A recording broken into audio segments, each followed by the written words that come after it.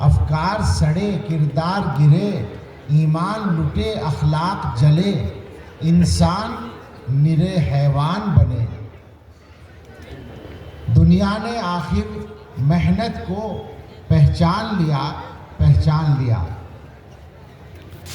تاریخ نے پوچھا پھر لوگوں یہ دنیا کس کی دنیا ہے؟ مومن نے کہا اللہ کی ہے، اور دنیا نے یہ مان لیا۔ پھر قلب و نظر کی صبح ہوئی، ایک نور کی لے سی پھوٹ بہی، ایک ایک خودی کی آنکھ کھلی، فطرت کی صدا پھر گونج اٹھی۔ دنیا نے آخر آقا کو پہچان لیا۔ اللہ تعالیٰ کا شکر ادا کرتے ہیں کہ آپ حضرات کی خدمت میں حاضر ہونا آسان فرمایا۔ یہ جگہ ہمارے لیے اجنبی نہیں ہے۔ پہلے غالباً 2 مرتبہ میں یہاں کے جلسے میں حاضر ہو چکا ہوں۔ اس وقت یہاں کے ذمہ دار ڈاکٹر صاحب، کیا نام تھا؟ ڈاکٹر شوکت علی صاحب رحمۃ اللہ علیہ، جن لوگوں سے تھوڑی سی ملاقات کے بعد ہی ان کے حسن اخلاق اور میرا خیال ہے کہ یوں بھی کہوں میں کہ باطنی صفائی کا ایک تأثر قائم ہو جاتا ہے۔ مجھے ڈاکٹر صاحب مرحوم ایسے ہی آدمیوں میں محسوس ہوتے ہیں۔ یہاں ہم آئے ایک مرتبہ حضرت محتمم صاحب دامت برکاتہم کے ساتھ۔ اس وقت کلیم عاجز صاحب رحمۃ اللہ علیہ حیات تھے اور اسی مجمع میں کہیں پیچھے بیٹھے تھے۔ مجھ سے لوگوں نے کہا کہ محتمم صاحب اگر اعلان کر کے ان کو بلائیں گے تو وہ اسٹیج پر آ سکتے ہیں۔ تو محتمم صاحب نے اعلان کیا کہ کلیم صاحب تشریف لائیں، بلکہ یہ فرمایا محتمم صاحب نے میں ان کی ملاقات ہی کے لیے آیا ہوں۔ چنانچہ وہ اسٹیج پر تشریف لائے، ہم لوگوں کے درمیان بیٹھے اور ہماری باتیں سنی۔ پھر ان کے گھر جانا ہوا اور انہوں نے اس کمزوری کے زمانے میں حضرت محتمم صاحب کی رعایت میں غزلیں سنائیں ترنم سے اور اپنی کتابیں ہدیہ کی۔ اللہ ان کے درجے بلند فرمائے۔ ہمارے بہت سارے مضامین میں یعنی ہم مضمون بیان کرنے میں کلیم عاجز صاحب کے اشعار سے بہت کام چلتا ہے۔ ابھی حیدرآباد میں مولانا رحمانی صاحب دامت برکاتہم کے پروگرام میں میں نے کلیم عاجز صاحب کی پوری نظم ہی پڑھ ڈالی ہم نشیں کے نام سے، اور ہمارے قائد حضرت مولانا سید محمود اسد مدنی دامت برکاتہم تو انہی کے اشعار پڑھتے ہیں اکثر اپنے بیانات میں۔ بہرحال یہاں حاضری ہمارے لیے سعادت ہے۔ موجودہ بھی علماء یہاں حضرت مولانا مدنی دامت برکاتہم تو خطاب فرما کے جا چکے ہیں۔ ہم لوگ 2 دن سے مسلسل بھوپال میں مشغول تھے۔ رات ہی وہاں سے چل کر دیوبند فجر کی اذان پہ پہنچنا ہوا اور 2 سبق پڑھا کر واپس ایئرپورٹ آ کر یہاں حاضری ہوئی۔ یہاں بھی بہت سے علماء ہیں، مولانا نور الحق صاحب اور مولانا مفتی سہراب صاحب اور دوسرے علماء یہاں تشریف فرما ہیں۔ یہ جو ہمارے میزبان ہیں مولانا عبدالرحمن صاحب، ان سے بھی محبت کا تعلق ہے اور انہی کی محبت کے چکر میں یہ آزمائش ہوئی۔ میں نے ان کو بتایا تھا کہ چھٹی لینے کا موقع نہیں ہے، تو یہ صورت اگر ممکن ہو کہ میں سبق پڑھا کے آؤں اور رات کو واپس ہو کر اگلی صبح کا سبق پڑھا سکوں تو ممکن ہے۔ چنانچہ اسی طرح بن گیا۔ یہ نہیں اندازہ تھا کہ اس سے پہلے اتنا بڑا مشغولی کا پروگرام بن جائے گا جس کی وجہ سے بہرحال اللہ نے آسان کیا، بیٹھے ہیں۔ اللہ تعالیٰ خیر کی بات کہنے کی توفیق عطا فرمائے۔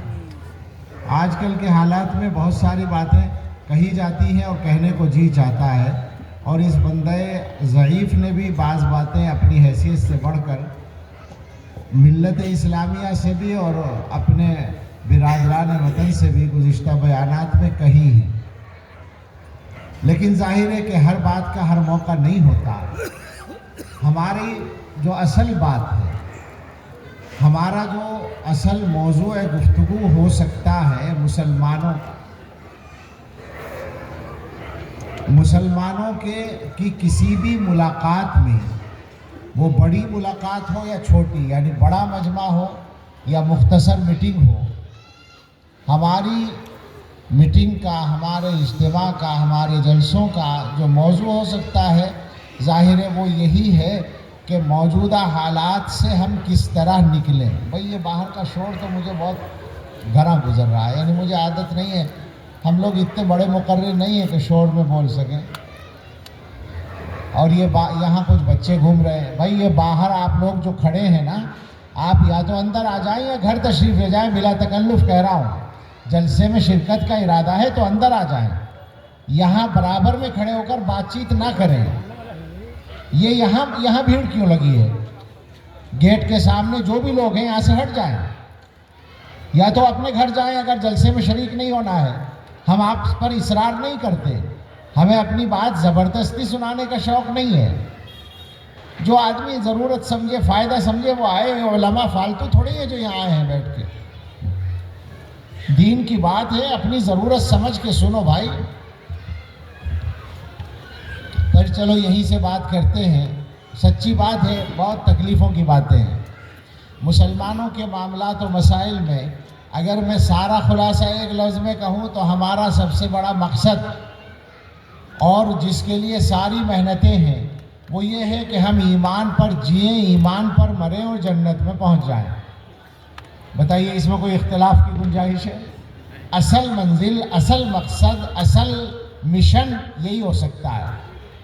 अब जाहिर है कि ये काम, ये मंजिल हासिल करने के लिए हमें खुद कुछ करना पड़ेगा ना, हमें अपने आप को ठीक करना पड़ेगा।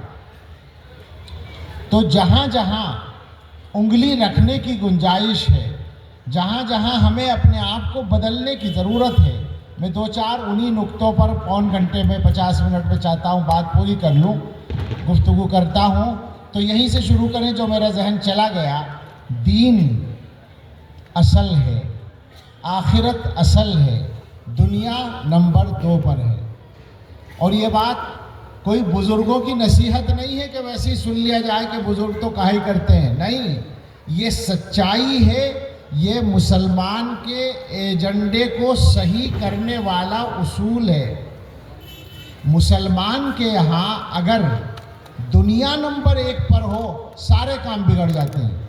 अच्छी तरह याद रखें इस बात को। और आज के ज़माने में काम बिगड़ने की असल वजह यही है कि आम तौर पर नियतों में दुनिया है, आखिरत नहीं है। लिहाजा मामला गड़बड़ हो रहा है। काम हो रहे हैं, काम सारे हो रहे हैं, मगर जो नतीजा चाहिए वो हासिल नहीं हो रहा, इसलिए कि हज़रत मुहम्मदुर रसूलुल्लाह सल्लल्लाहु ताला अलैहि वसल्लम ने साफ लफ्ज़ों में ये बताया था, आमाल की कदर से वही मुराद है मेरी, जो वैल्यू जिसको कहते हैं, आमाल की वैल्यू। इन्नमल आमालु बिन्नियात, उलमा से पूछें, बिल्कुल हदीस में यही मफ़हूम मुराद है। हम लोग तर्जमा करते हैं आमाल का दारो मदार नियत पर है, वो इसलिए करते हैं कि आमाल का सही होना भी नियत पर मौकूफ़ है। फ़र्ज़ अदा तभी होगा जब नियत होगी, मगर अल्लाह की बारगाह में किसी अमल का कुछ हैसियत रखना ये नियत पर मौकूफ़ है, नियत के सही होने पर। और जो अमल अल्लाह की बारगाह में कोई हैसियत रखता है दुनिया में, उसी का सही नतीजा निकलता है, वरना नहीं निकलता। ये हमेशा याद रखना है। आज हमारे कामों का जो पूरा नतीजा नहीं निकल रहा, तो हम सबको अपनी अपनी नियत पर मेहनत करने की ज़रूरत है, अपनी नियतों को ठीक करने की ज़रूरत है।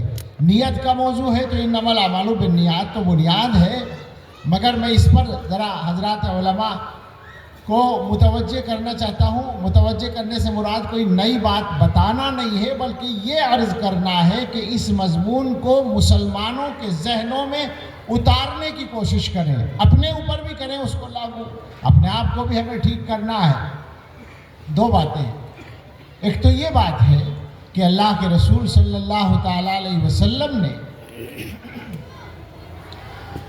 एक अजीब व गरीब मौके पर यह बात फरमाई थी, इन्नमल आमालु बिन्नियात, जिसको सब जानते हैं। आमाल का दारो मदार नियतों पर है। ये जो इरशाद है एक ख़ास वाक़े के पस मंज़र में है। आप हज़रात ने पढ़ा होगा, وہ زمانہ تھا جب مکہ مکرمہ سے مدینہ طیبہ ہجرت کر کے جانا فرض تھا، اور ہجرت اتنا عظیم الشان عمل تھا کہ اللہ تعالیٰ اس کی وجہ سے راضی ہو جاتے تھے، جنت پکی ہو جاتی تھی۔ لیکن اتنا ہی مشکل عمل بھی تھا، اپنے گھر کو چھوڑنا، رشتہ داروں کو چھوڑنا، کاروبار کو چھوڑنا، زمین جائیداد کو چھوڑنا، تعلقات اور دوستیوں کو چھوڑنا، اپنے وطن کو چھوڑنا، اور اس کو چھوڑ کر ایک اجنبی جگہ چلے جانا جہاں مستقبل کی کوئی گارنٹی نہیں، کیا ہوگا کچھ پتہ نہیں۔ یہ اتنا مشکل عمل تھا ہجرت۔ یہ عمل حضرات صحابہ کر رہے تھے، ایک صحابی نے یہ کام کیا، یہی کیا بالکل، ہجرت کا مشکل ترین عمل کر لیا اور ہجرت کر کے مدینہ طیبہ پہنچ گئے۔ مگر ان بیچاروں کی نیت میں ایک دنیا کا کام بھی شامل ہو گیا، دنیا کی ایک ضرورت بھی اس میں آ گئی کہ صاحب چلو مدینہ جا کے وہ کام بھی ہو جائے گا تو مدینہ چلتے ہیں۔ تو یہ ہے وہ موقع جہاں حضرت محمد الرسول اللہ صلی اللہ تعالیٰ علیہ وسلم نے یہ الفاظ ارشاد فرمائے، میں آپ سے سچ کہتا ہوں کہ کبھی تنہائی میں غور کرنے کا موقع ملے تو میں کانپ جاتا ہوں کہ کیا سخت بات ہے، ایک صاحب ہجرت کر رہے ہیں اور اللہ کے رسول اس کو کنڈم کر رہے ہیں کہ نہیں یہ نہیں چلے گا، دنیا کے کاموں کی نیت نہیں چلے گی، دینی کاموں میں اعمال کی ویلیو نیت سے ہوگی، اللہ کے یہاں قبولیت نیت سے ہوگی، یہ نہیں چلے گا کہ تم دین کا کام کرو اور اس میں دنیا کی نیت شامل کر لو۔ بالکل کنڈم کر دیا۔ کنڈم کا لفظ میں غلط نہیں بول رہا، علماء سے پوچھو، فَهِجْرَتُهُ إِلَىٰ مَا هَاجَرَ إِلَيْهِ کا مطلب کیا بنے گا؟ یہ کنڈم ہی تو بنا، اور کیا ہوگا؟ سخت ترین بات ہے۔ اور اس کے بعد حضرات صحابہ کے یہاں اس کا کتنا اہتمام ہے، وہ مشہور واقعہ ہے حضرت علی رضی اللہ تعالیٰ عنہ کا کہ ایک دشمن کو انہوں نے گرا لیا لڑائی میں اور تلوار نکال لی مارنے کے لیے اور دبا لیا تھا پہلے ہی۔ تو اب حضرت علی رضی اللہ عنہ جیسا طاقتور انسان ہے، آپ جانتے ہوں گے غزوہ بدر کے موقع پر عمر ابن عبد ود کو مارا تھا جو 2000 سواروں کے برابر سمجھا جاتا تھا، حضرت علی نے اس کا کام تمام کیا تھا۔ ہاتھوں کی طاقت بہت زیادہ تھی، تلوار بہت مضبوط تھی، وہ ترکی میں رکھی ہوئی ہے۔ مجھے مولانا حضرت محمود مدنی صاحب نے ایک دفعہ کہا کہ وہ بہت بھاری تلوار ہے، میں نے بھی جا کر دیکھا، بہت چوڑی ہے، ہم جیسے مولوی سے تو وہ ہلے گی بھی نہیں۔ اب حضرت علی رضی اللہ عنہ کے قبضے میں ایک آدمی اس طرح آ جائے تو وہ بیچارہ کیا کرے گا؟ کچھ بھی نہیں کر سکتا۔ ایک کام وہ کر سکتا تھا، وہ اس نے کر لیا، وہ یہ تھا کہ حضرت کے منہ پر تھوک دیا۔ نیچے دبا ہوا ہے، ہٹا بھی نہیں سکتا، مرنے کا تو یقین ہے کہ اب تو گردن کٹنی ہے، تو کم سے کم کچھ تو کریں، منہ پر تھوک دیا۔ اب اس کے بعد جو واقعہ ہے وہ ہے اصل، جس سے یہ سمجھ میں آتا ہے کہ حضرات صحابہ رضی اللہ عنہم رسول اللہ صلی اللہ تعالیٰ علیہ وسلم کی تربیت کی برکت سے نیت کو کتنا زیادہ اہم سمجھتے تھے اور کتنے چوکس رہتے تھے۔ حضرت علی رضی اللہ عنہ اس کو چھوڑ کر کھڑے ہو گئے۔ اب ظاہر ہے اس نے دیکھا، اس کے دیکھنے میں سوال تھا کہ بھئی کیا ہوا؟ وہ چاہتا ہوگا کہ کچھ پتہ چلے، جان بچ گئی یا کیا کوئی اور معاملہ ہے۔ تو حضرت نے فرمایا کہ ہاں میں تجھے مارنے والا تھا، مگر میری تیری کوئی ذاتی لڑائی نہیں تھی، اللہ کے لیے کر رہا تھا یہ کام۔ جب تو نے میرے منہ پر تھوک دیا تو اب مجھے غصہ آ گیا، اس حالت میں اگر میں تجھے مارتا تو میرا نفسانی غصہ بھی اس میں شامل ہوتا، اس لیے اب میں نے تجھ کو چھوڑ دیا۔ یہ ہے وہ نیت کے بارے میں چوکس رہنے کا مسئلہ۔ اور میں جو ابھی کہہ رہا تھا کہ جن کاموں میں نیت صحیح ہوتی ہے ان کا نتیجہ صحیح ہوتا ہے، نتیجہ یہ نکلا کہ وہ آدمی کلمہ پڑھتا ہوا کھڑا ہو گیا، جو کافر ہونے کی حالت میں مرنے والا تھا وہ مسلمان ہو کے کھڑا ہو گیا۔ آپ امت کی تاریخ کا جائزہ لے لیں تو آپ کو ملے گا کہ جن حضرات نے اللہ کے لیے صحیح نیت سے کام کیے ہیں ان سب کے کام زندہ رہے اور دنیا کے لیے اور امت کے لیے نافع بنے، اور جہاں نیت کا معاملہ گڑبڑ ہوا وہی معاملہ خراب ہو گیا۔ اسی کی ایک دوسری جو بنیاد ہے وہ میں عرض کرنا چاہتا ہوں. جو میرے الفاظ تھے کہ دنیا نمبر 2 پر ہے، آخرت نمبر 1 پر ہے. حدیث میں فرمایا گیا، عجیب عجیب الفاظ ہوتے ہیں حدیث میں. ارشاد فرمایا من کانت الآخرۃ ہمہ. آدمی 2 طرح کے ہوتے ہیں. ایک وہ ہوتے ہیں جن کا نصب العین، جن کا اصل ٹارگیٹ آخرت ہوتی ہے. فرمایا جس آدمی کا نصب العین آخرت ہے تو جعل اللہ غناہ فی قلبہ وجمع لہ شملہ واتتہ الدنیا وہی راغمۃ. اللہ تعالی اس کے دل میں غنا رکھ دیں گے. غنا بے نیازی، اطمینان. غنا کا ترجمہ مالداری بھی ہے. دل کو مالدار بنا دیں گے، دل میں غنا رکھ دیں گے. یہ پہلا انعام ہوگا. چونکہ آخرت نظر میں ہے، آخرت اصل منشا ہے، تو دنیا کے چکر میں پریشان نہیں ہوگا، دل کے اندر اطمینان رہے گا.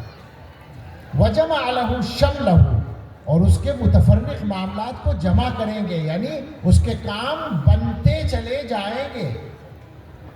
وَأَتَتْهُ الدُّنْيَا وَهِيَ رَاغِبَةٌ، اور دنیا اس کے پاس آئے گی ذلیل ہو کر. کیونکہ جو اللہ نے لکھ دیا وہ تو آئے گا، وہ مل کر رہے گا. اور وہ چونکہ آخرت کو اصل مانتا ہے تو دنیا بیچاری اس کے پیچھے پیچھے جائے گی، ذلیل ہو کر پہنچے گی.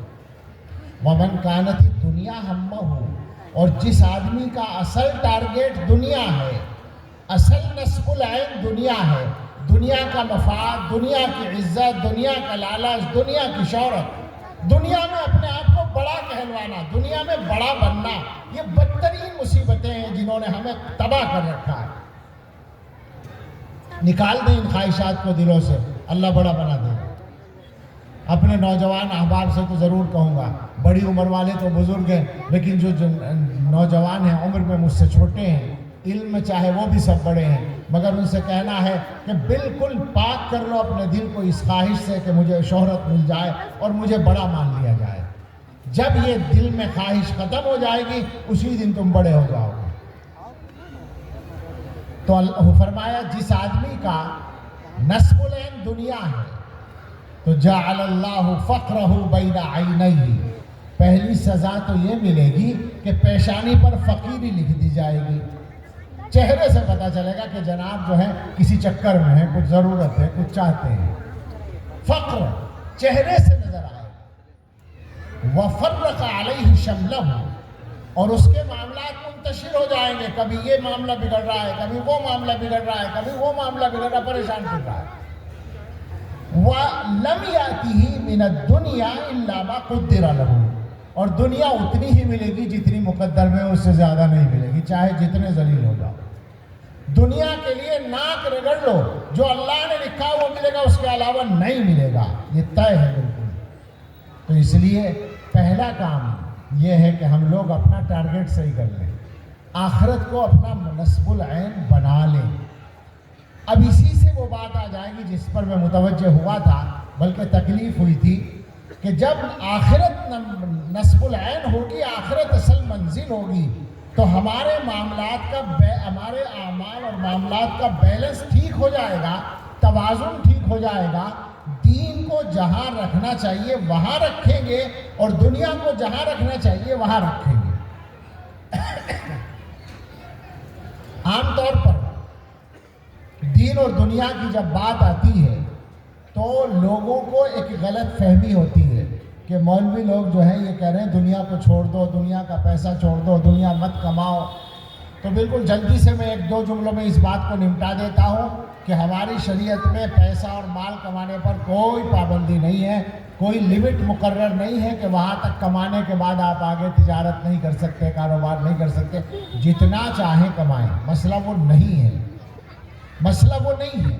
مسئلہ وہی ہے دنیا کو مقصد بنانے کا، اور مقصد بنانے کا مطلب ہوتا ہے دنیا کے فائدے کے لیے آخرت کا نقصان کرنے کا. اس سے منع کیا گیا ہے. 1 پیسے کے لیے بھی آخرت کا نقصان نہ کرو، اور آخرت کے نقصان کے بغیر تم ارب پتی بن جاؤ، کھرب پتی بن جاؤ، شریعت میں کوئی پابندی نہیں ہے. ہاں تم جو چاہے بن جاؤ، مگر دنیا کی عظمت دل میں نہ ہو، عظمت دین کی ہو۔ بہت آسانی سے ٹیسٹ کر سکتے ہیں ہمارے دل کا حال کیا ہے۔ آپ سوچیں ذرا، یہیں پر اسی جگہ اگر کوئی کانفرنس ہو رہی ہو تجارت کے گر بتانے کے لیے، آج کل وہ ہوتے ہیں نا، بہت سے ایگزیبیشن ہوتے ہیں، فیئر ہوتے ہیں، نمائشیں ہوتی ہیں، اور ان میں کچھ کانفرنسیں بھی ہوتی ہیں، بہت سے ماہرین تجارت، وہ جو معاشیات کے ماہر، تجارت کے ماہر، کاروبار کے ماہر، وہ آتے ہیں اور کچھ چیزیں سکھاتے ہیں۔ آپ نے دیکھا ہوگا نا کوئی نہ کوئی اس طرح کا پروگرام، اس میں کیا حال رہتا ہے۔ وہاں بھی کیا اس طرح سے بھیڑ لگا کر کچھ لوگ شور کرتے ہیں اور کچھ بچے وہاں کودتے پھر رہے ہوتے ہیں؟ ایسا ہو سکتا ہے کیا؟ میں اس جلسے کی قدر گھٹانا نہیں چاہتا، مجھے معلوم ہے کہ یہ جلسہ بہت شاندار ہے، ولی عبد الرحمن ناراض نہ ہو، بڑا شاندار نظم ہے، بڑا سلیقہ ہے۔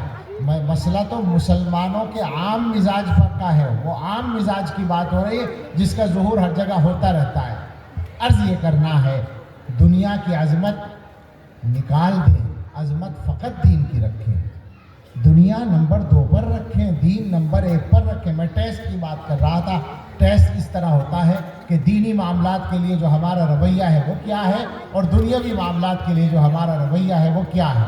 ایک ٹیسٹ اور عرض کرتا ہوں قرآن کریم کی روشنی میں، وہ واقعہ سب جانتے ہیں،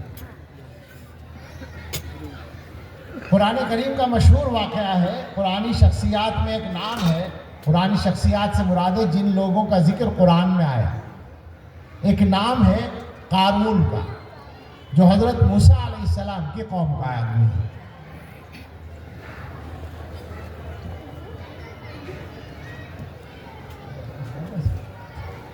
اللہ تعالیٰ فرماتے ہیں ان قارون کان من قوم موسیٰ فبغى علیہم۔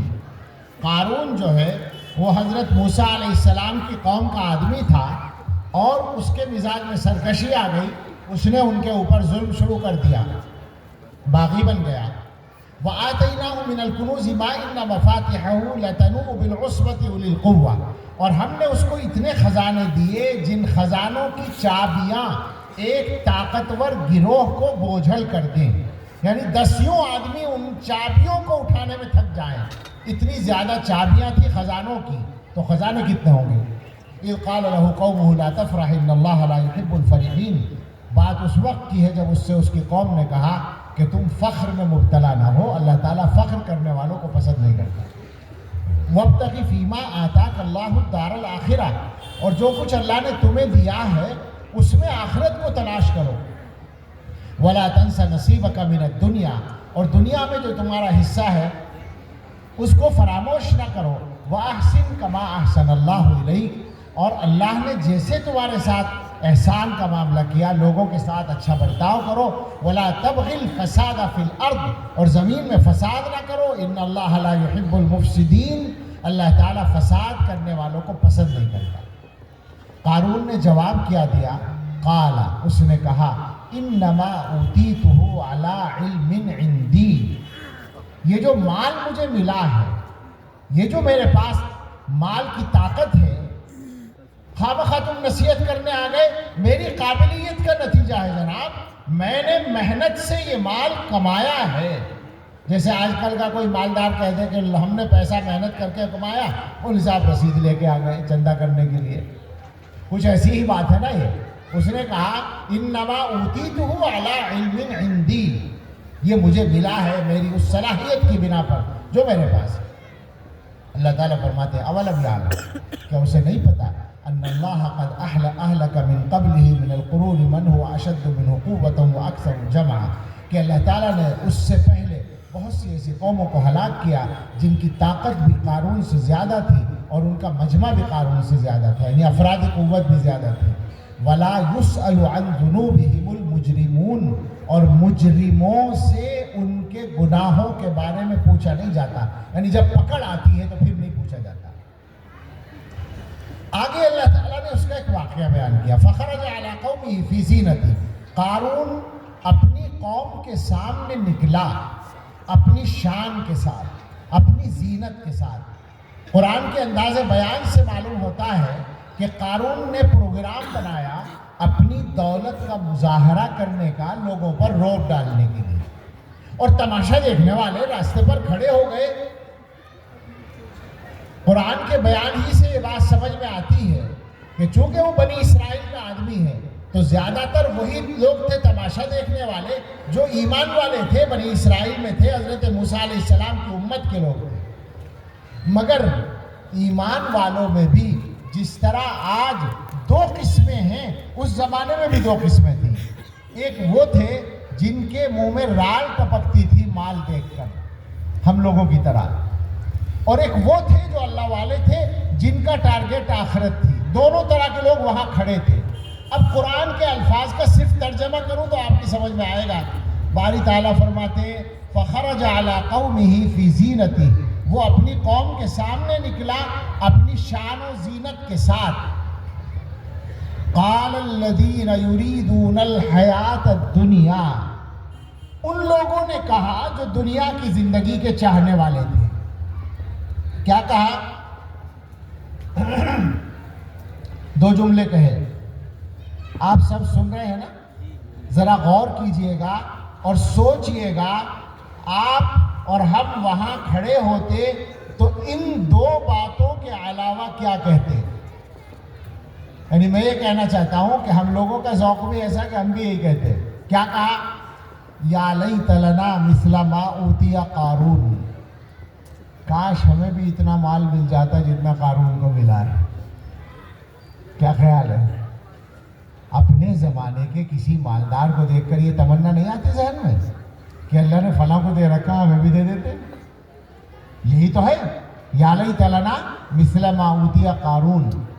اور اگلا جملہ انہو لذو حظ عظیم، یہ قارون بڑی قسمت والا آدمی ہے۔ ایمانداری سے بتائیے، آپ حضرات پڑھے لکھے لوگ ہیں، ایمانداری سے بتائیے، مالداروں کا تعارف ہمارے ہاں یہی ہوتا ہے نا کہ یہ فلاں صاحب اللہ نے ان کو بڑا نوازا ہے؟ بتاؤ ہوتا ہے یا نہیں؟ انہی الفاظ سے مجھ سے کرایا جاتا تھا، اس لیے میں کہتا ہوں۔ اب تو میں ان تقریروں میں بول بول کے روک دیا لوگوں کو، اب اس سے الفاظ نہیں کہتے۔ کبھی آپ نے کسی مولوی کے تعارف میں بھی یہ جملہ بولا ہے کہ یہ مولانا فلاں صاحب ان کو اللہ نے بڑا نوازا ہے، یہ بہت بڑے آدمی ہیں؟ مالداروں کے لیے ہمارے ہاں لفظ ہی یہ ہے کہ یہ تو بہت بڑے آدمی ہیں۔ کیا مطلب بہت بڑے آدمی ہیں؟ یعنی بہت بڑے مالدار ہیں، یہی ہے نا؟ کیا سوچ ہے؟ عالم کیوں نہیں بڑا ہے؟ عالم کو یوں کیوں نہیں سمجھا جاتا کہ اسے اللہ نے نوازا ہے؟ وہی وہاں ہے۔ یہ کون ہے؟ الذین یریدون الحیاۃ الدنیا، وہ کہہ رہے ہیں کاش ہمیں بھی اتنا مل جاتا جتنا قارون کو ملا ہے، یہ قارون بڑی قسمت والا آدمی ہے۔ اب وہاں کچھ اللہ والے بھی کھڑے تھے، اور اللہ والوں کے لیے جو اللہ والا کا لفظ نہ بولوں بلکہ آخرت کو چاہنے والے کھڑے تھے، آخرت کی فکر کرنے والے کھڑے تھے۔ لیکن حضرات علماء سے درخواست ہے کہ روزانہ سوچا کریں اس بات کو کہ یہاں پر ادھر یریدون الحیات الدنیا تھا، یہاں یریدون الآخرت نہیں کہا گیا، الذین اوتوا العلم کہا گیا۔ اس کا مطلب یہ ہے کہ علماء کی یہی صفت ہے، اگر یہ صفت نہ ہو تو وہ عالم نہیں ہے۔ فرمایا وقال الذین اوتوا العلم، ان لوگوں نے کہا جن کو علم دیا گیا تھا، یعنی جو آخرت کی فکر رکھنے والے تھے۔ معلوم ہوتا ہے علم وہی کہلاتا ہے جو آخرت کی فکر پیدا کرتا ہے۔ کیا کہا انہوں نے؟ ان سے کہا جو لالچ کر رہے تھے، وَيْلَكُمْ، تمہارا ناس ہو، کیا بات کرتے ہو؟ ثواب اللہ خیر لمن آمن وعمل صالحا، اللہ کا ثواب بہتر چیز ہے اس آدمی کے لیے جو ایمان لائے اور نیک عمل کرے۔ وَلَا يُلَقَّاهَا إِلَّا الصَّابِرُونَ، اور یہ فرمایا باری تعالیٰ نے کہ یہ جو ایمانی کیفیت ہے یہ ہر ایک کو نہیں ملتی، صبر کرنے والوں کو ملتی ہے۔ یہ تو وہاں قصہ ہو گیا، ایک دن کا واقعہ ہے یہ، اس کے بعد کچھ وقت گزرا ہوگا، اللہ کی طرف سے عذاب کا فیصلہ آ گیا۔ فَخَسَفْنَا بِهِ وَبِدَارِهِ الْأَرْضِ، ہم نے قارون کو اور اس کے گھر کو زمین میں دھسا دیا۔ فَمَا كَانَ لَهُ مِنْ فِئَةٍ يَنْصُرُونَهُ مِنْ دُونِ اللَّهِ وَمَا كَانَ مِنَ الْمُنْتَصِرِينَ، اب کوئی گروہ ایسا نہیں تھا جو اللہ کے مقابلے میں اس کی مدد کر سکے، اور وہ بھی بچنے والا یا انتقام لینے کی پوزیشن میں نہیں تھا۔ اب کیا ہوا، وہ بیچارے جو پرسوں فلاں دن نمائش والے دن لالچ کر رہے تھے تو وہ بیچارے ایمان والے، نصیحت ہو گئی۔ وَأَصْبَحَ الَّذِينَ تَمَنَّوْا مَكَانَهُ بِالْأَمْسِ يَقُولُونَ، وہ لوگ جو کل قارون جیسی جگہ کی تمنا کر رہے تھے وہ کہنے لگے وَيْكَأَنَّ اللَّهَ يَبْسُطُ الرِّزْقَ لِمَن يَشَاءُ مِنْ عِبَادِهِ وَيَقْدِرُ۔ بھائی ایسا معلوم ہوتا ہے کہ اللہ تعالیٰ اپنے بندوں میں سے جس کو چاہتے ہیں زیادہ دیتے ہیں، جس کو چاہتے ہیں کم دیتے ہیں۔ یہ فضیلت کا مسئلہ نہیں ہے، تو اللہ کی حکمت ہے کسے دینا ہے زیادہ، کسے کم دینا۔ لولا امن اللہ علینا لخسف بنا، اگر اللہ ہم پہ کرم نہ کرتا تو ہمیں بھی دھسا دیا ہوتا۔ وَيْكَأَنَّهُ لَا يُفْلِحُ الْكَافِرُونَ، بھائی ایسا ہے کافر تو کامیاب نہیں ہوتے، ناشکر کامیاب نہیں ہوتے، منکر کامیاب نہیں ہوتے۔ اور اس کے بعد ایک آیت اور ہے، وہ ضرور سن لیں۔ باری تعالیٰ نے یہ سارا قصہ سنانے کے بعد ارشاد فرمایا تِلْكَ الدَّارُ الْآخِرَةُ، یہ جو آخرت کی کامیابی ہے، نَجْعَلُهَا لِلَّذِينَ لَا يُرِيدُونَ عُلُوًّا فِي الْأَرْضِ وَلَا فَسَادًا، یہ جو آخرت کی کامیابی ہے یہ ہم ان لوگوں کے لیے مقرر رکھتے ہیں جو زمین میں بلندی نہیں چاہتے اور فساد نہیں چاہتے، زمین میں اپنی بڑائی۔ جو آدمی زمین میں اپنے آپ کو بڑا بنانا چاہے گا وہی فساد کرے گا، یہ ہمیشہ یاد رکھیں۔ آج کی دنیا کا فساد کیا ہے؟ ہر آدمی یہ چاہتا ہے کہ میں لیڈر بنوں، مجھے بڑا مانا جائے، میری بات چلے، لہذا فساد ہے۔ فساد ختم کرنے کا راستہ کم سے کم مسلمانوں کو تو اس معاملے میں صحیح کر لینا چاہیے اپنے آپ کو، اور دوسروں کو بھی دعوت دینی چاہیے اور سمجھانا چاہیے کہ دنیا کی بڑائی کوئی بڑائی نہیں ہے، یہ بڑائی تو لوگوں کی عنایت سے ملتی ہے، اور جب جی چاہتا ہے لوگ اس سنہاسن پہ سے اتار دیتے ہیں جس پر کبھی انہوں نے بڑی عزت سے بٹھایا تھا۔ کیوں چکر میں پڑے آدمی؟ بلندی اصل وہ ہے جو اللہ کے یہاں حاصل ہو۔ وہ کیسے حاصل ہوتی ہے؟ حضرت علی رضی اللہ تعالیٰ عنہ کا ارشاد مجھے یاد آ گیا اچانک، فرماتے ہیں من اراد غنى بلا مال وہیبة بلا سلطان وعزا بلا عشیرة فلیتق اللہ فإن اللہ یابى ان یذل الا من عصاه۔ علماء خاص طور سے ہمیشہ یاد رکھیں، دلوں پر لکھ لیں اور لوگوں کو سمجھائیں۔ فرمایا جو آدمی بغیر مال کے غنا چاہے، غنا ابھی بات ہو رہی تھی دل کا غنا، بغیر مال کے مالدار بننا چاہے اور بغیر اقتدار کے، اقتدار یعنی کیا کہیں گے اس کو، پاور، عہدہ، عہدے سے طاقت آتی ہے نا، بغیر عہدے کے اور بغیر اقتدار کے رعب چاہے کہ لوگ اس کا رعب محسوس کریں، اس کی بات مانیں، اور بس عزم بلا عشیرت، بغیر خاندان کے عزت چاہے۔ آپ سمجھے نا بات کو؟ دنیا میں کیا ہوتا ہے، پیسہ ہو تو آدمی غنی ہے، عہدہ ہو تو آدمی کے پاس طاقت ہے، اور بڑا خاندان ہے تو عزت ہے، ورنہ کوئی نہیں پوچھتا۔ عام جو رواج ہے دنیا کا، اب یہ تو اپنے ہاتھ میں نہیں ہے۔ حضرت علی رضی اللہ تعالیٰ عنہ فرماتے ہیں کہ تمہیں چاہیے یہ چیزیں، غنا چاہیے، عزت چاہیے، طاقت چاہیے، تو سنو، جو آدمی بغیر مال کے غنا چاہتا ہو، بغیر اقتدار کے رعب چاہتا ہو، اور بغیر خاندان کے عزت چاہتا ہو، تینوں کے لیے ایک ہی نسخہ ہے، فلیتق اللہ، اسے چاہیے کہ اللہ سے ڈرے، تقوی کی زندگی گزارے۔ یہ ایک راستہ ہے۔ فإن اللہ یابى ان یذل الا من عصاه، اس لیے کہ اللہ تعالیٰ صرف اپنے نافرمانوں کو ذلیل کرنا پسند کرتا ہے، اپنے راستے پر صحیح طریقے سے چلنے والوں کو اللہ ذلیل کرنا پسند نہیں کرتا۔ تو اب میرے بھائی واپس آ جائیں، ہم نے بات یہ شروع کی تھی کہ مسلمان جہاں کہیں بیٹھیں تو کچھ ایسی باتیں ہو جائیں جو حالات کو بدلنے میں ہماری مدد کریں۔ ہم دنیا کے حالات کو اس لیے بدلنا چاہتے ہیں کہ دنیا میں ہمارے ساتھ ناانصافی بھی ہوتی ہے، ظلم بھی ہوتا ہے، اور ہم کچھ کرنے کی پوزیشن میں نظر نہیں آتے۔ دو حدیثیں سنیں، مضمون کو سمجھنا آسان ہوگا، تفصیل کرنے کا تو موقع نہیں۔ بالکل ملتے جلتے الفاظ کی دو حدیثیں ہیں۔ ایک حدیث تو ہے، دونوں حدیثوں کا تعلق جو ہے وہ امر بالمعروف نہی عن المنکر سے ہے۔ امر بالمعروف اور نہی عن المنکر اسلامی معاشرے کی ریڑھ کی ہڈی ہوتی ہے۔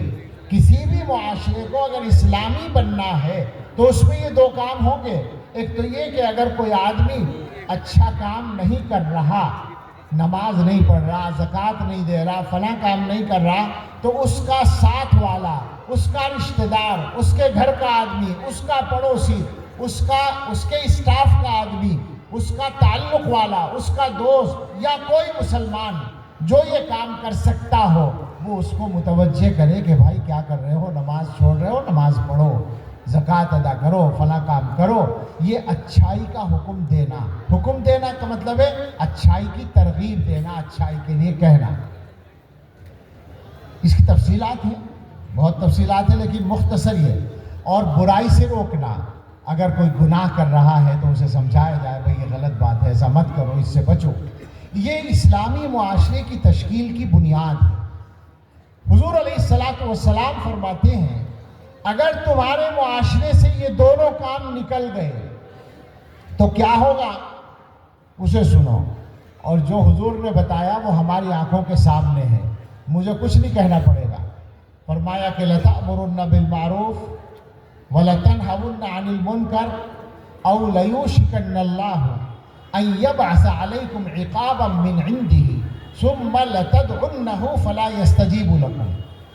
تم امر بالمعروف ضرور ضرور کرتے رہو، نہی عن المنکر کرتے رہو، ورنہ ہو سکتا ہے اللہ تعالیٰ تم پر ایسا کوئی عذاب بھیجے اپنی طرف سے، پھر تم اللہ سے دعا کرو اور اللہ تمہاری دعا قبول نہ کرے۔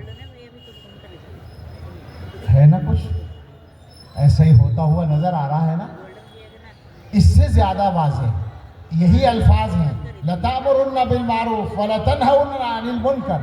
تم امر بالمعروف کرتے رہو، نہی عن المنکر کرتے رہو، ورنہ لَيُوشِكَنَّ اللَّهُ أَن يُسَلِّطَ شِرَارَكُمْ عَلَى خِيَارِكُمْ ثُمَّ يَدْعُو خِيَارُكُمْ عَلَى شِرَارِكُمْ فَلَا يَسْتَجِيبُ لَهُمْ۔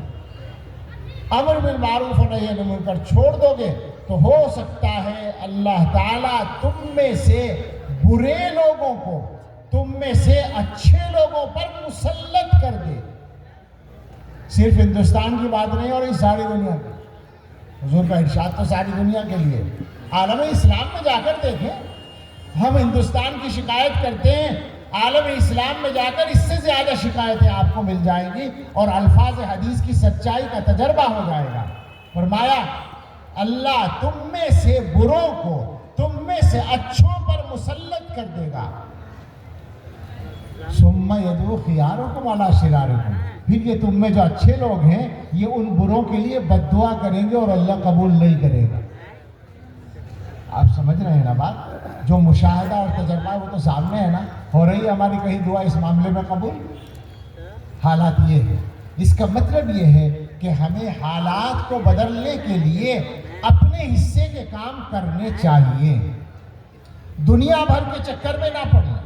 ہماری حکومت کیا کر رہی ہے وہ حکومت کی ذمہ داری ہے، لیکن جو اصل احکم الحاکمین ہے، جس کی مرضی کے بغیر کوئی پتا حرکت نہیں کرتا، اس کے ساتھ اپنا معاملہ ٹھیک کرنا ہے تاکہ وہ دنیا کے حالات کو ٹھیک کرے۔ چند کام ہیں، جلدی میں فہرست جیسی سنا دیتا ہوں، سب پرانی باتیں ہیں، کوئی نئی بات ہمارے پاس نہیں ہے۔ یہاں اتنا بڑا جلسہ ہو رہا ہے، کچھ طے ہونا چاہیے، کچھ تبدیلی طے ہونی چاہیے۔ ایسا نہ ہو کہ اتنی محنت کی گئی، خرچہ بھی بہت ہوا ہوگا اور ٹائم لگا، علماء کا ٹائم لگا، لوگوں کو مشقت اٹھانی پڑی، اور سارا جلسہ ہونے کے بعد جلسے سے پہلے جیسا تھا جلسے کے بعد بھی ویسا ہی رہے تو کوئی نتیجہ نکلا؟ مدرسے کے لیے تو نکلا، مدرسے کا کام تو ہو گیا، مگر ہمیں کیا ملا؟ ہمارا فائدہ تب ہوگا جب ہم اپنے بارے میں کوئی تبدیلی طے کر کے جائیں۔ تو طے کریں ہم نماز اپنے گھر میں انشاءاللہ نماز کو زندہ کریں گے۔ ساری دنیا کی ذمہ داری نہیں ہے، جو اصل ذمہ داری ہے وہ میں بول رہا ہوں، جن کی ذمہ داری زیادہ ہے وہ اپنی ذمہ داری کو جانتے ہیں، لیکن جو ہر مسلمان کی ذمہ داری ہے وہ میں بول رہا ہوں کہ اللہ نے ڈیوٹی لگائی ہے اپنے آپ کو اور اپنے گھر والوں کو جہنم سے بچانے کی۔ تو نمبر 1 کا کام ہے ہم سب اپنے اپنے گھر میں نماز زندہ کریں گے انشاءاللہ، خود بھی پڑھیں گے، گھر والوں کو بھی پڑھوائیں گے، مگر اس میں سختی نہیں، نرمی اور حکمت سے کام کرنا ہوگا، عادت ڈالیں گے، عادت ڈالنی ہوگی۔ دوسرا کام، گھر کے اندر کوئی ناجائز پیسہ، 1 پیسہ بھی آنے کو ہم روک دیں گے انشاءاللہ، اگر اب تک آتا ہے، نہیں آتا تو شکر ہے اللہ کا، لیکن ناجائز پیسے کی تفصیلات بہت ہیں۔ ایک مصیبت جو سارے ملک میں ہے، اور میں چھوٹے چھوٹے گاؤں میں گزشتہ 5-7 سال کے عرصے میں کسی نئی جگہ میں پوچھے بغیر نہیں رہا ہوں، پورے ہندوستان میں، کیرلا سے کشمیر تک اور آسام سے گجرات تک، سب جگہ کی بات میں کر رہا ہوں، مجھے ابھی تک کوئی جگہ نہیں ملی جو خالی ہو سودی قرضے سے۔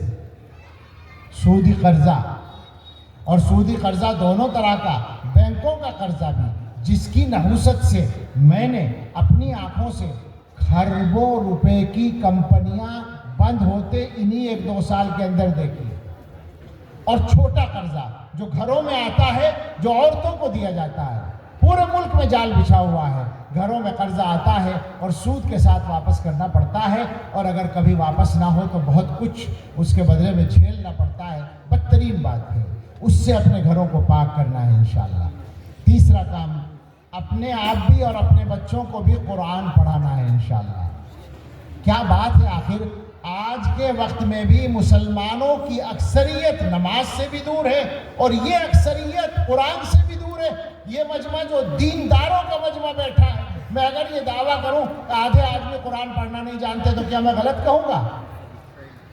آپ سوچیں ذرا۔ اس لیے آپ یہاں سے فیصلہ کر کے جائیے کہ انشاءاللہ یہ جو کوتاہی چل رہی ہے، اب یہ کوتاہی دور کی جائے گی، اور ہر بچہ اور ہر بڑا انشاءاللہ قرآن ضرور پڑھے گا۔ یہ 3 باتیں ہیں، اور اب میں ایک حدیث سنا کر بات ختم کرتا ہوں، جو گزشتہ 1-2 سال کے اندر تقریباً ہر نئی جگہ پر جا کر سنانے کی کوشش کی ہے۔ اس سے کچھ اور چیزیں ایمان والوں کے دلوں میں اتر جاتی ہیں، اور ایمان تازہ ہوتا ہے، اللہ تعالیٰ کے ساتھ اپنا تعلق صحیح کرنے میں مدد ملتی ہے۔ حدیث قدسی ہے، یعنی ایسی حدیث ہے جس میں اللہ کے رسول صلی اللہ علیہ وسلم اللہ کی طرف سے بات سنا رہے ہیں کہ اللہ تعالیٰ اپنے بندوں سے یہ کہتے ہیں۔ حضرت ابو ذر غفاری رضی اللہ تعالیٰ عنہ کی روایت ہے، وہ نقل کرتے ہیں رسول اللہ صلی اللہ تعالیٰ علیہ وسلم سے، اور وہ اللہ تعالیٰ کی طرف سے فرماتے ہیں، اللہ اپنے بندوں سے فرماتا ہے، یا عبادی، اے میرے بندوں، انی حرمت الظلم علی نفسی وجعلتہ بینکم محرما فلا تظالموا۔ اے میرے بندو، میں نے، یہ کون کہہ رہا ہے؟ اللہ، جو مالک ہے، جو خالق ہے، جس کی شان یہ ہے کہ وہ کچھ بھی کرے اسے اختیار ہے، وہ کہتا ہے کہ میں نے اپنے اوپر ظلم حرام کر رکھا ہے، یعنی میں ظلم نہیں کرتا۔ جس کو تم ظلم سمجھتے ہو میں وہ بھی ظلم نہیں کرتا، حالانکہ اللہ کی شان یہ ہے کہ وہ کچھ بھی کرے وہ ظلم نہیں ہوگا، لیکن اللہ تعالیٰ کہتے ہیں جس کو تم ظلم سمجھتے ہو میں وہ ظلم بھی نہیں کرتا۔ وَجَعَلْتُهُ بَيْنَكُمْ مُحَرَّمًا، اور میں نے ظلم کو تمہارے آپس میں بھی حرام کر دیا ہے، فَلَا تَظَالَمُوا، تو خدا کے واسطے ایک دوسرے پر ظلم نہ کیا کرو۔ کس کو فرما رہے ہیں؟ اپنے بندوں کو۔ یہ بندے جو دوسروں کے ظلم کی شکایت کرنے میں لمبی لمبی زبانیں چلاتے ہیں، اور ان کا عالم یہ ہے کہ یہ گھروں میں ظلم کر رہے ہیں، اور پڑوسیوں پر ظلم کر رہے ہیں، اور رشتہ داروں پر ظلم کر رہے ہیں، کیا ہو رہا ہے آخر یہ؟ سوچیں ذرا، میں اس پر تفصیل میں نہیں جانا چاہتا، مگر اشارہ کرتا ہوں۔ ظلم کا مطلب ہوتا ہے کسی کا حق مارنا، کسی کی حق تلفی کرنا، کسی کے ساتھ وہ برتاؤ نہ کرنا جو برتاؤ کرنا چاہیے، یہ ظلم کہلائے گا۔ تو شوہر بیوی کے ساتھ، بیوی شوہر کے ساتھ، اولاد والدین کے ساتھ، والدین اولاد کے ساتھ، ساس بہو کے ساتھ، بہو ساس کے ساتھ، بھائی بہن ایک دوسرے کے ساتھ، رشتہ دار رشتہ داروں کے ساتھ، پڑوسی پڑوسیوں کے ساتھ، پارٹنر کے ساتھ، ادارے کے ذمہ دار اپنے ماتحتوں کے ساتھ، اور ماتحت ذمہ داروں کے ساتھ۔ میں ساری باتیں کہہ رہا ہوں، اور ادارے سے مراد صرف مدرسہ نہیں، صرف اسکول اور کالج نہیں، ہر قسم کے ادارے، فیکٹریاں اور کمپنیاں تک ظلم کا ایک عام چلن ہے۔ جہاں جس کو طاقت ملتی ہے وہ دوسروں کو ستانے کی کوشش کرتا ہے۔ توبہ کر لیں، اللہ تعالیٰ فرماتے ہیں آپس میں ظلم نہ کریں۔ اس کے بعد چند باتیں ارشاد فرمائیں جن سے ہمیں اپنی اوقات کا تھوڑا سا اندازہ ہو جائے اور اللہ کی شان کا کچھ احساس ہو جائے۔ فرمایا کہ یا عبادی کلکم ضال الا من ہدیتہ فاستہدونی اہدکم، اے میرے بندو تم میں سے ہر ایک گمراہ ہے سوائے اس کے جسے میں ہدایت دوں، مجھ سے ہدایت مانگو میں تمہیں ہدایت دوں گا۔ یا عبادی کلکم جائع الا من اطعمتہ فاستطعمونی اطعمکم، اے میرے بندو تم میں سے ہر ایک بھوکا ہے سوائے اس کے جسے میں کھلاؤں، مجھ سے کھانا مانگو میں تمہیں کھلاؤں گا۔ یا عبادی کلکم عار الا من کسوتہ فاستکسونی اکسکم، اے میرے بندو تم میں سے ہر ایک بے لباس ہے سوائے اس کے جسے میں لباس پہناؤں، مجھ سے لباس مانگو میں تمہیں لباس دوں گا۔ یا عبادی انکم تخطئون باللیل والنہار وانا اغفر الذنوب جميعا فاستغفرونی اغفر لکم، اے میرے بندو تم دن اور رات خطائیں کرتے ہو اور میں گناہ معاف کرتا ہوں، مجھ سے مغفرت مانگو میں تمہاری مغفرت کروں گا۔ اور اس کے بعد فرمایا کہ یہ مت سمجھنا کہ میں تمہیں جو دیتا ہوں اس میں میرا کوئی فائدہ ہے۔ فرمایا یا عبادی لو ان اولکم وآخرکم وانسکم وجنکم کانوا علی اتقى قلب رجل واحد منکم ما زاد ذلک فی ملکی شیئا، اے میرے بندو اگر تم میں سے اول و آخر، شروع سے آخر تک کے تمام انسان، آدم سے قیامت تک کے تمام انسان، تمام جنات، سب کے سب تم میں سب سے بڑے متقی آدمی کی طرح بن جائیں، محدثین کہتے ہیں حضرت محمد صلی اللہ علیہ وسلم کی طرح بن جائیں سارے انسان۔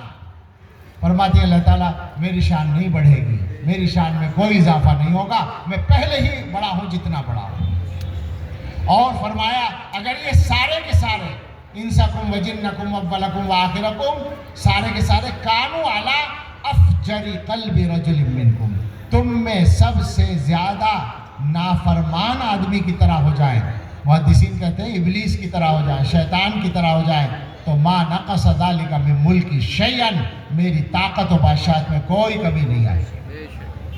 پھر فرمایا وَلَوْ أَنَّ أَوَّلَكُمْ وَآخِرَكُمْ وَإِنسَكُمْ وَجِنَّكُمْ قَامُوا فِي صَعِيدٍ وَاحِدٍ، یہ سارے لوگ ایک میدان میں کھڑے ہو جائیں، فَسَأَلُونِي، اور مجھ سے سوال کریں، مانگیں جس کو جو چاہیے، فَأَعْطَيْتُ كُلَّ وَاحِدٍ مَسْأَلَتَهُ، میں ہر ایک کا سوال پورا کر دوں۔ آپ غور کریں، ہر آدمی مانگ رہا ہے اور ہر ایک کو دیا جا رہا ہے، سب کو دینے کے بعد فرمایا ما نقص ذلك مما عندي الا كما ينقص المخيط اذا ادخل البحر، یہ سب دینے سے میرے خزانے میں کوئی فرق نہیں آئے گا، اگر فرق کہو تو ایسا فرق کہ جیسے سوئی سمندر میں ڈال کے نکال لی جائے تو سمندر کا پانی کتنا کم ہوگا۔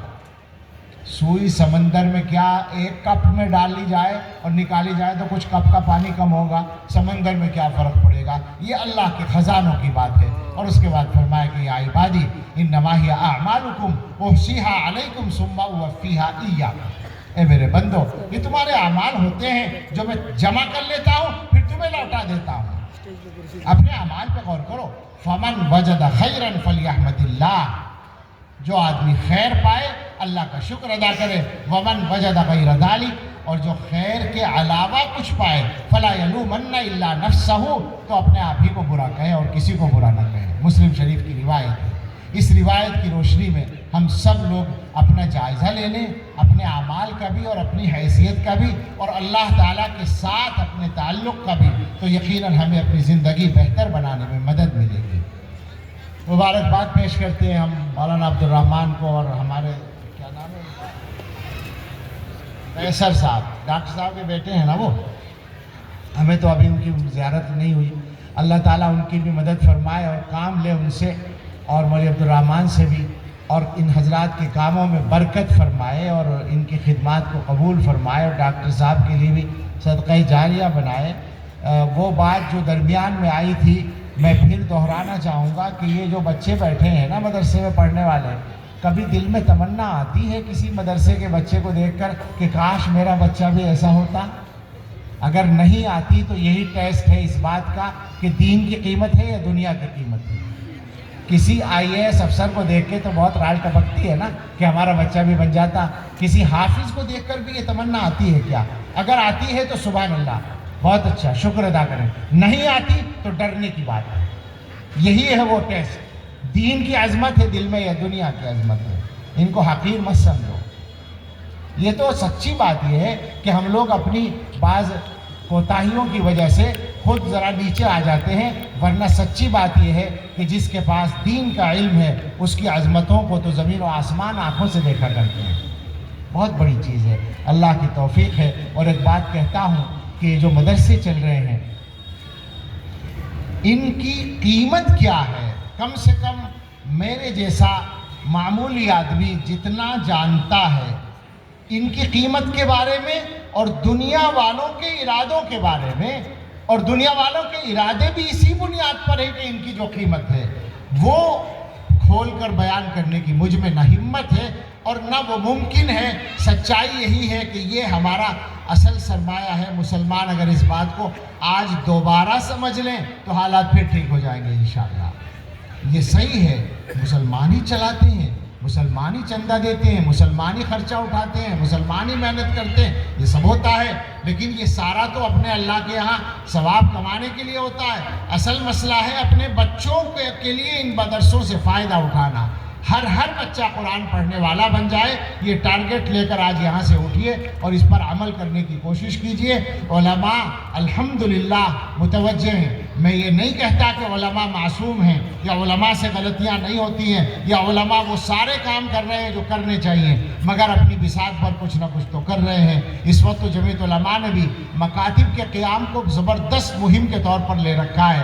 مسلم پرسنل لا بورڈ اور اپنے اپنے علاقے کی تنظیمیں اور ادارے، بڑے بڑے جو مدرسے ہیں سب اپنے اپنے علاقوں میں، اور بہت سے افراد بھی، اکیلے آدمی بھی بہت سارے مکتب چلاتے ہیں۔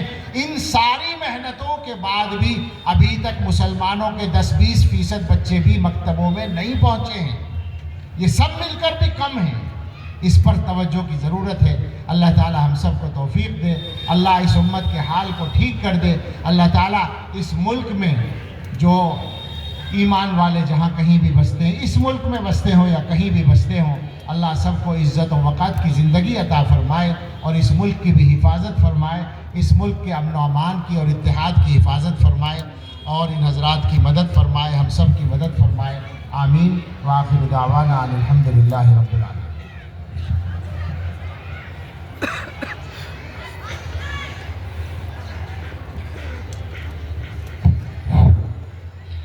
میں بے حد ممنون و مشکور